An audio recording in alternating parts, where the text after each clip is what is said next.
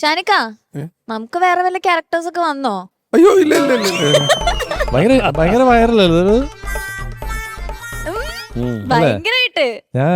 എനിക്ക് വിജയ് വേറെ ഞാൻ ഈ ഇൻഡസ്ട്രിയിലുള്ള ആള് തന്നെയാണോ? ഞാൻ ചെന്നൈയിലാണെന്ന് പറഞ്ഞു.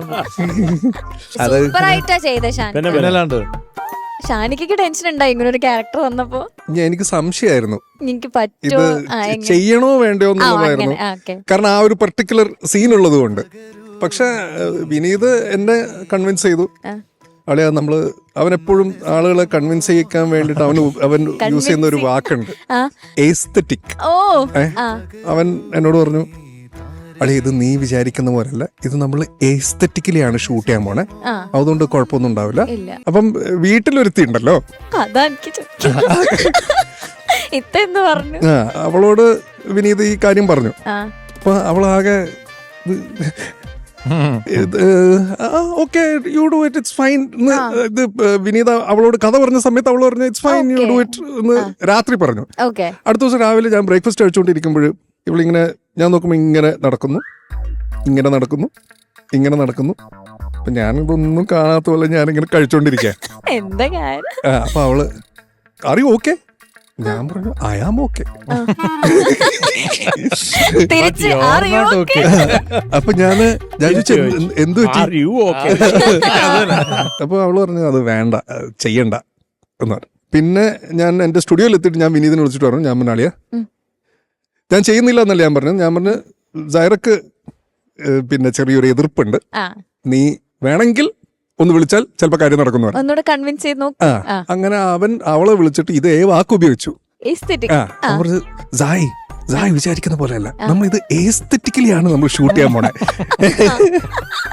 ഇവൾക്ക് ഇതെന്താ പറയുന്നത് മനസ്സിലാവാത്തോണ്ട് ഇവള് പറഞ്ഞു എന്നാ പിന്നെ ഓക്കെ എന്ന് പറഞ്ഞു.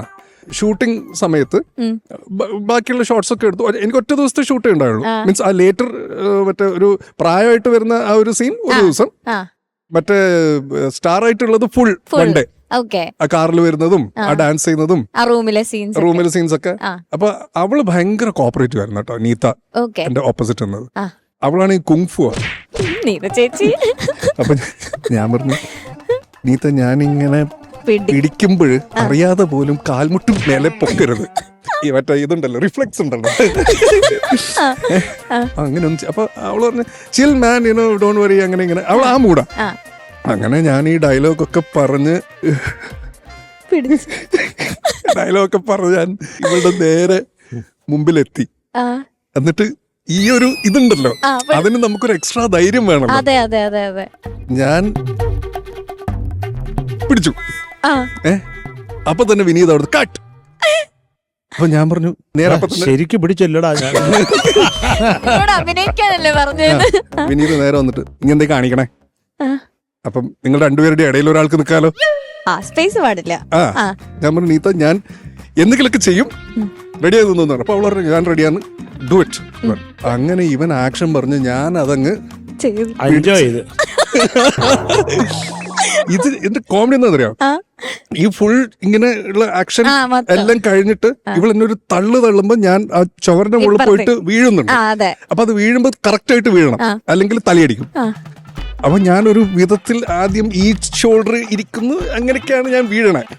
അങ്ങനെ വീണ് കഴിഞ്ഞിട്ട് വിനീതൊക്കെ സൂപ്പർ ഹാപ്പി, അടിപൊളി ഗംഭീരായിട്ടുണ്ട്, അങ്ങനെ ഇങ്ങനെ എന്നൊക്കെ പറഞ്ഞു. ഈ നീത്ത പോയിട്ട് ഈ ഷോട്ട് നോക്കിയിട്ട് പറഞ്ഞു I think we should go for A retake. ഞാൻ പറഞ്ഞു നിനക്കെന്താ പ്രാന്താണോ? അപ്പൊ അവള് പറഞ്ഞു, അപ്പൊ വിനീത് ചോദിച്ചു എന്തിനാ, വൈ റീടേക്ക്? അപ്പം അവള് പറഞ്ഞു സി ഷാൻ എന്നെ പിടിച്ചിട്ട് ഇങ്ങനെ ഇങ്ങനെ മാത്രമേ പോകുന്നുള്ളൂ, ഇങ്ങനെയും പോണം. ഞാൻ പറഞ്ഞു ഇവൾക്ക് പ്രാന്താണ്. അപ്പൊ വിനീത് അവൾ പറഞ്ഞതിൽ കാര്യമുണ്ട്, റീടേക്ക്. അങ്ങനെ ആ ഫുൾ സീൻ വീണ്ടും എടുത്തു.